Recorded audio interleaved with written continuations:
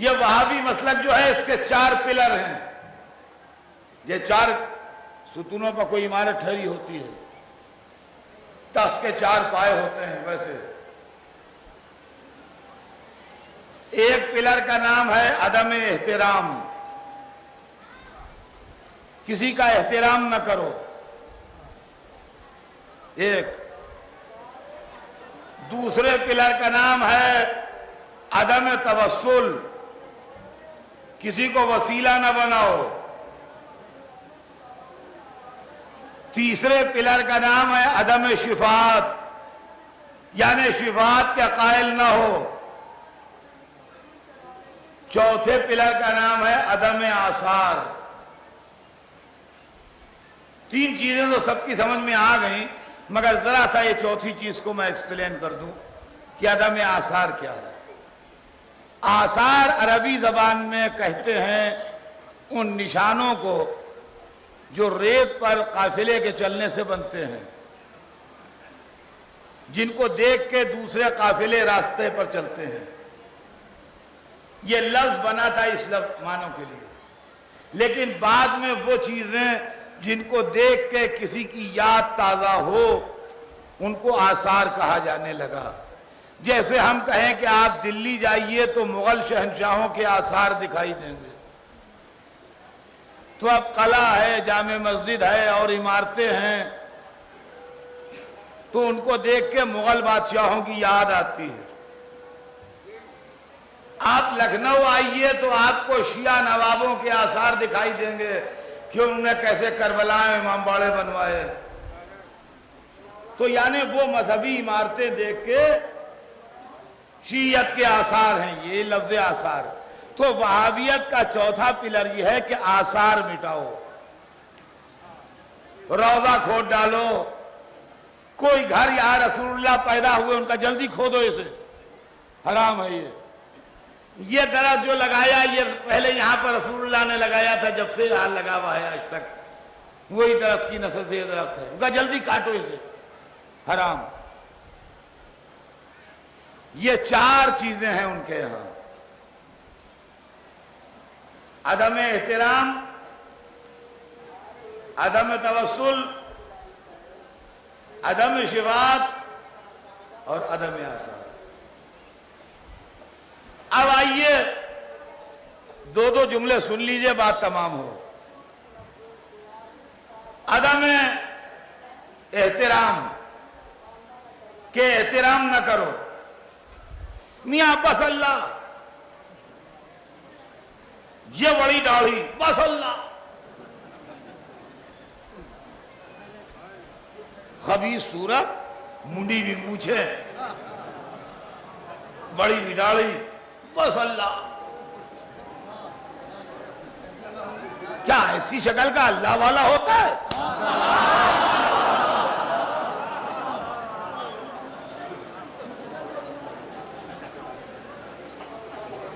بس اللہ. یہ اللہ کی محبت میں اللہ نہیں ہے، یہ اہل بیت کی عداوت میں اللہ ہے.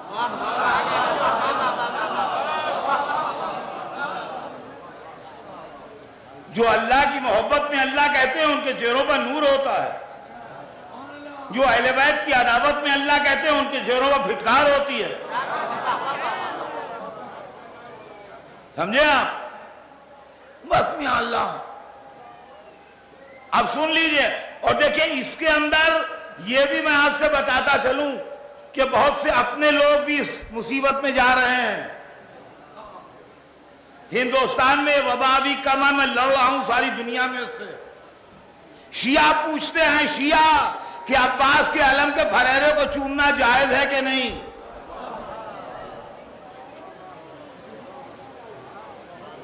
شیعہ کہتے ہیں کہ تازیوں کو بوسہ دینا حلال ہے کہ حرام.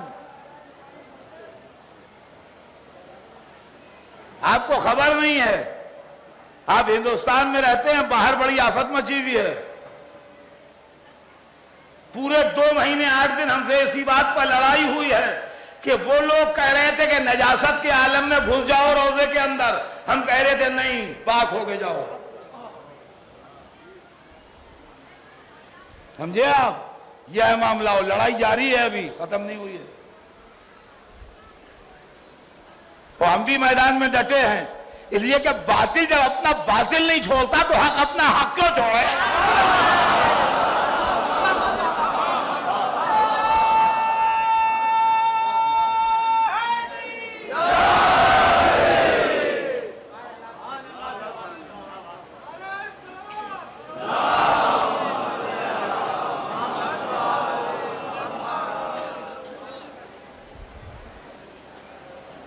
صرف انہی جھگڑوں کے اوپر، اور آپ جانتے ہیں اس کے اندر دوسرا دردناک پہلو اور سن لیجئے، کہ ایسے مولوی بھی شیعوں میں پیدا ہو گئے ہیں جو کہتے ہیں کہ عباس کے علم کے پھریرے پر اگر لفظ حسین لکھا ہے اور آپ یہ سمجھ کے چوم رہے ہیں کہ آپ امام حسین کا نام چوم رہے ہیں تب تو جائز ہے، ورنہ حرام۔ دیکھا آپ نے کون سی فقہ پڑھ کے آئے ہیں یہ لوگ؟ ورنہ حرام ہے۔ ہم ہمیشہ جب قرآن ایک نے دوسرے کو دیا تو یوں چوم کے آگے بڑھایا، اگر جزدان میں ہے تو کپڑا چوما، اگر نہیں ہے تو دفتی چومی، کسی نے نہ کہا کہ حرام ہے۔ تو نسبت قرآن سے پوری امت دفتی یا کپڑا چومتی ہے تو علماء چپ ہیں، نسبت عباس سے چوما تو حرام ہے۔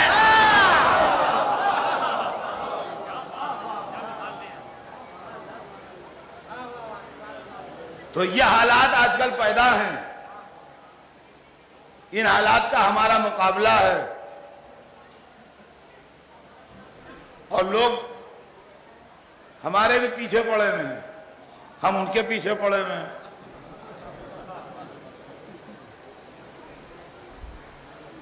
ہم ان کے پیچھے پڑے ہوئے ہیں، وہ اس بات پر بزد ہیں کہ نجاست کے عالم میں عالم تعزیہ چھوا جا سکتا ہے، ہم اس بات پر بزد ہیں کہ اس سے توہین شاعر حسینی ہوتی ہے، لہذا یہ حرام ہے۔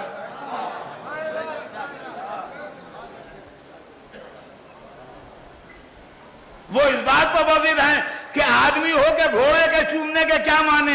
ہم اعتراض کرتے ہیں کہ اگر یہی اصول ہے تو آدمی ہو کے پتھر کو چومنے کے کیا معنی؟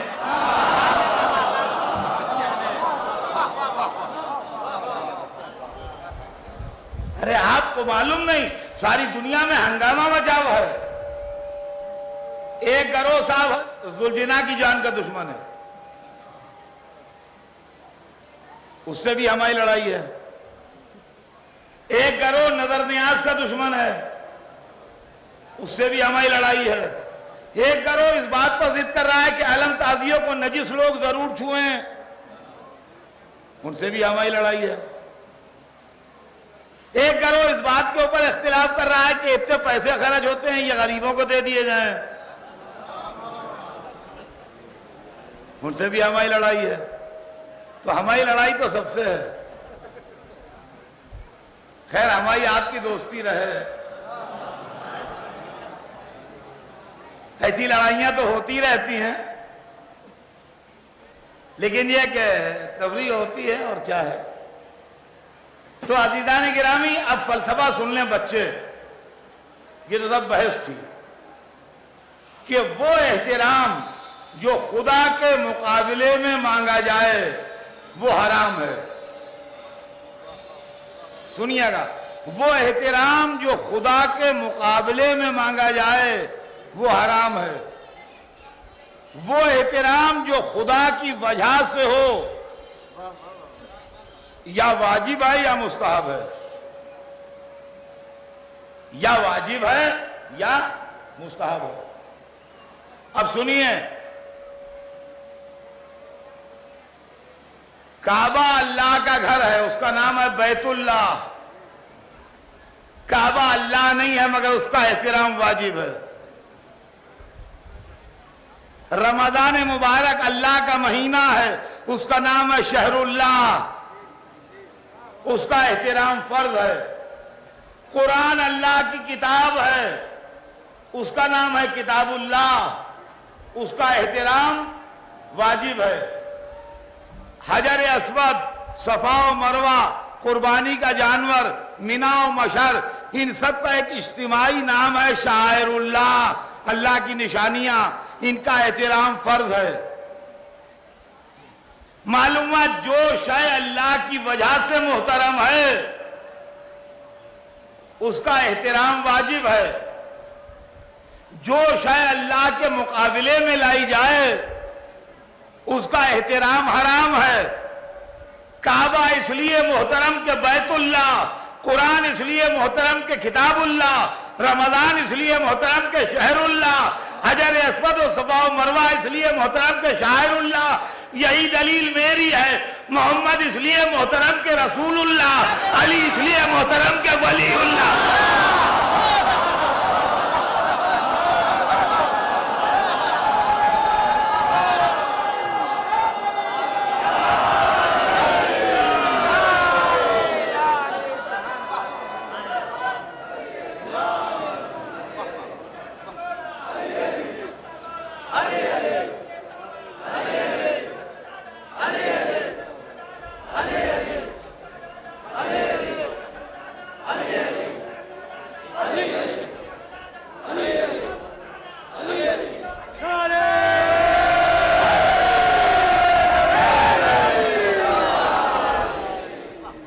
آپ سنیے گا، کعبہ محترم ہے اللہ کی وجہ سے، کعبے پر جو پردہ پڑا ہے وہ محترم ہے کعبے کی وجہ سے، قرآن محترم ہے اللہ کی وجہ سے، قرآن میں جو جزدان ہے وہ محترم ہے قرآن کی وجہ سے۔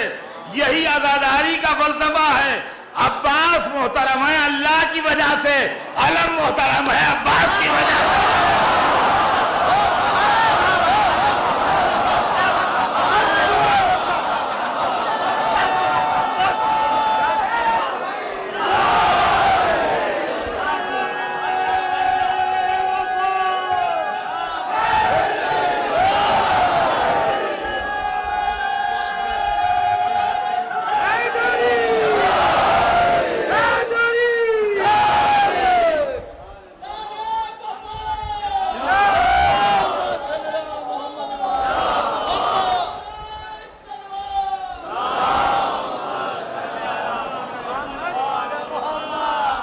یہی مسئلہ زری تعزیہ کا ہے۔ حسین محترم ہے اللہ کی وجہ سے، زری تعزیہ محترم ہے حسین کی وجہ سے، اور میاب میں یہ سلسلہ احترام ہے۔ تو عزیزان گرامی، ایک چیز ہے احترام، اور ہم کو احترام کا حکم دیا ہے قرآن نے۔ وہی آیت جو میں نے پڑھی ہے، وَمَن يُعَظِّمْ شَعَائِرَ اللَّهِ، جو اللہ کی نشانیوں کا احترام کرے۔ اب آئیے دوسرا فلسفہ ان کا ہے عدم توسل۔ کوئی وسیلے کی ضرورت نہیں بھائی۔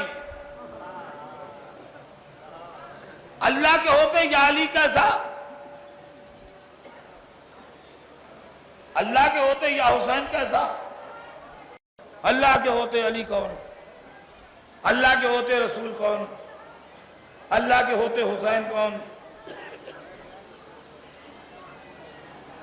تو عزیزان گرامی پر دو جملے سنیے، بات آگے بڑھے، کہ اگر قیامت کے دن ہم اس جرم میں پکڑ گئے، اور بھائی جو وہ کہہ رہے تھے وہی ٹھیک نکلا، اور مشیت ہم ہی سے برہم ہو گئی کہ لے جاؤ اس کو جہنم میں، بدماش ہمارے ہوتے علی کو پکارتا تھا، ہمارے ہوتے محمد کو پکارتا تھا، ڈال دو جہنم میں اس کو، مشرک ہے۔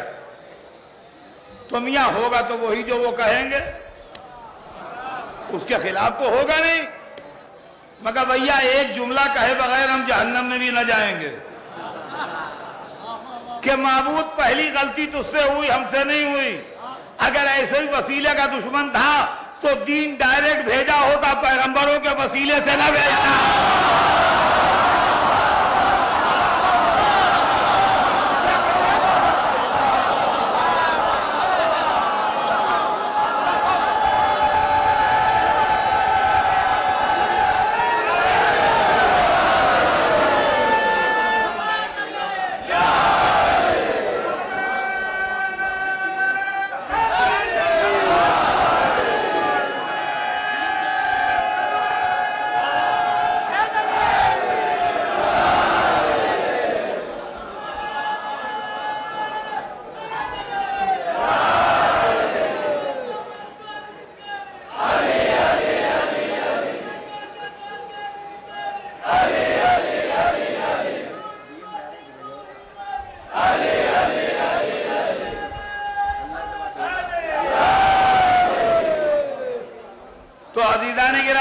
دین تو اللہ ہو کہ وہ پیغمبروں کے وسیلے سے بھیجے اور ہم ڈائریکٹ آئے ہیں، یہ بات سمجھ میں آنے والی نہیں۔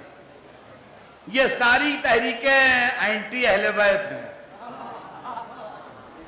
گھنٹہ بھر تک اس نے کان کھائے، میاں سارا اقتدار اللہ کے پاس، سب اللہ کے پاس۔